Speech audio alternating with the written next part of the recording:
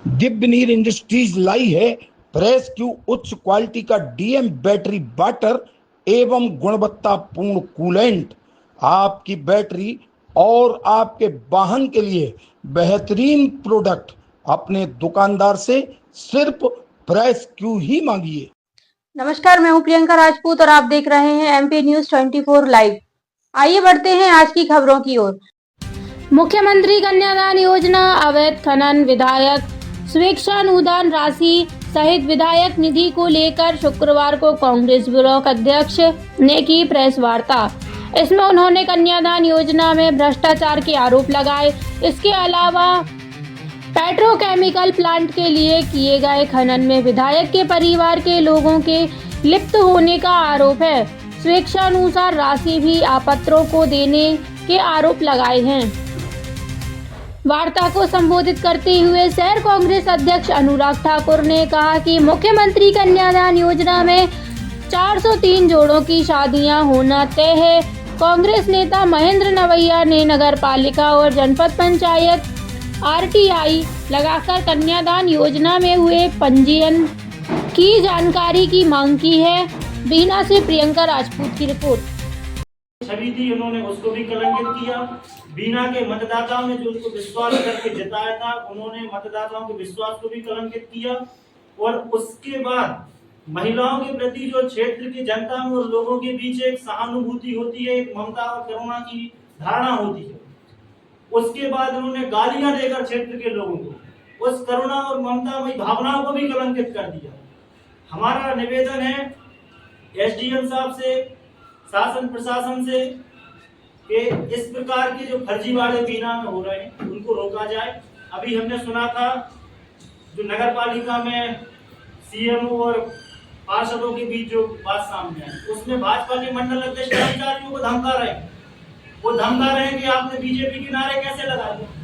मैं पूछना चाहता हूँ आप सब पत्रकारों के माध्यम से, क्या कर्मचारी मध्य प्रदेश का नागरिक नहीं होता?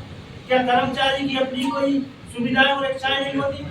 आप मीडिया के सामने लाइव में ये बोल रहे हैं कि 13 करोड़ हमारे कर्मचारी की बचने जगह नहीं मिली। गुंडागिर्दी कर रहे हैं क्या आप लोग ये बताना चाह रहे हैं कि जो भाजपा बोलेगी वही सच है? क्या आप ये बताना चाह रहे हैं कि किसी भी कर्मचारी और किसी भी सरकारी व्यक्ति में भाजपा के खिलाफ बोलने का अधिकार नहीं है? मूल बात यह है कि ये पूरी तानाशाही ऊपर से लेकर नीचे तक चलाई जा रही है। सच्चाई को इस प्रकार दबाया जा रहा है। आज किसान जिनकी जमीनें खनिज हुई हैं, 20-20 लाख रुपए के उनसे कॉन्ट्रैक्ट थे। भातरे के हनुमत ठाकुर हैं, उनको 15 लाख रुपए का उनके पास जो कंपनी ने उनसे आज वो बनाया था समझौता, उनका जो कॉन्ट्रैक्ट हुआ था कि हम 10 फुट खोदेंगे आपके 15 लाख, 2 लाख रुपए दे दी, उनकी जमीन खोद दी आपने पूरी। अब जब वो फोन लगा रहे हैं बोल रहे हैं विधायक जी के भाई से बात कर लो, सांसद जी के भतीजे से बात कर लो। हमने एसडीएम साहब को बताया, उन्होंने कहा हम आवेदन की जांच करेंगे। गालियां दे रहे एआई से में। आप हर जगह सही हो रहे, जनता हर जगह से लूट रही है। गाइडलाइन इनको फॉलो करनी थी, ना तो इन्होंने वो गाइडलाइन फॉलो की। उस गाइडलाइन में ये था कि जिस दिन शादी हो रही है हितग्राहियों को 11,000 रुपए अकाउंट पे चेक से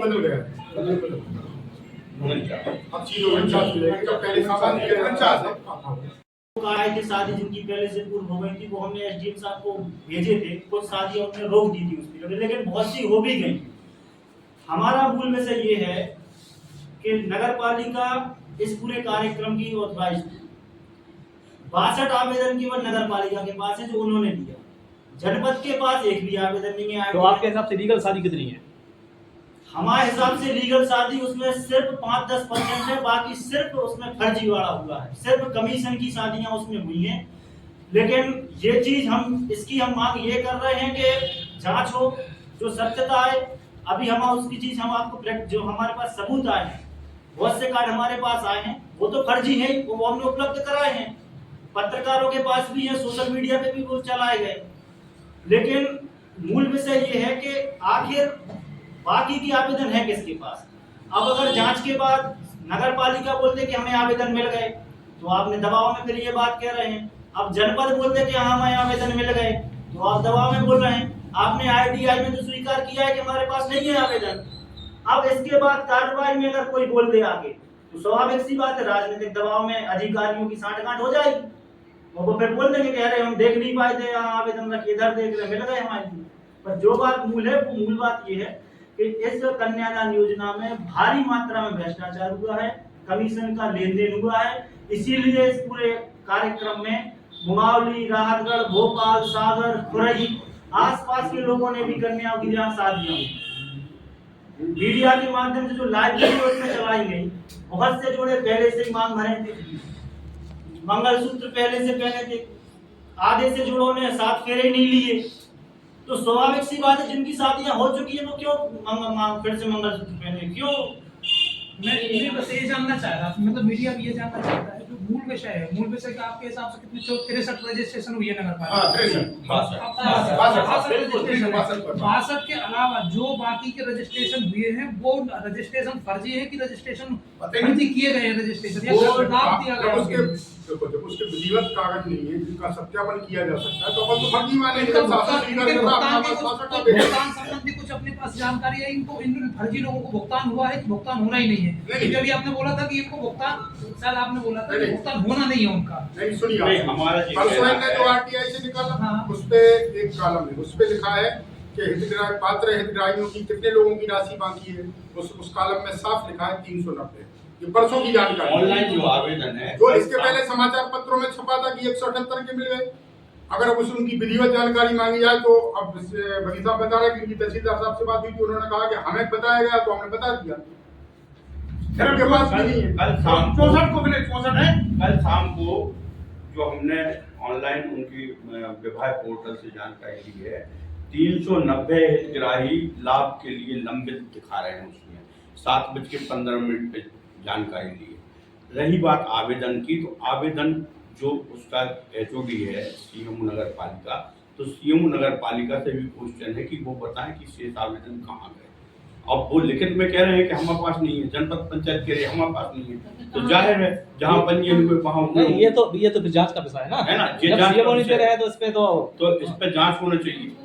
दूसरा, स्वेच्छा अनुदान का भी उन्हें किनको मिलना चाहिए? स्वेच्छा अनुदान गरीब को मिलना चाहिए, किस बात के लिए मिलना चाहिए? ये गाइडलाइन है, इस बात के लिए मिलना चाहिए कि चिकित्सा के लिए मिलना चाहिए और अपने शिक्षा के लिए मिलना चाहिए, वीरता और ईमानदारी पुरस्कार के लिए मिलना चाहिए, निर्धन व्यक्तियों को मिलना चाहिए, विधवा और बंधुओं मजदूर।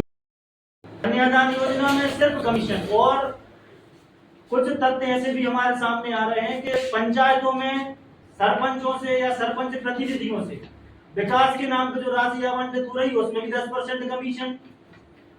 जो विश्राम गृह, जो यात्री प्रतीक्षालय हैं, उनमें आवेदन है, उनकी जानकारी आप प्राप्त कर सकते हैं। शेष की जानकारी जनपद में होगी। जनपद ने लिख के दिया कि हमारे पास किसी प्रकार की कोई जानकारी नहीं।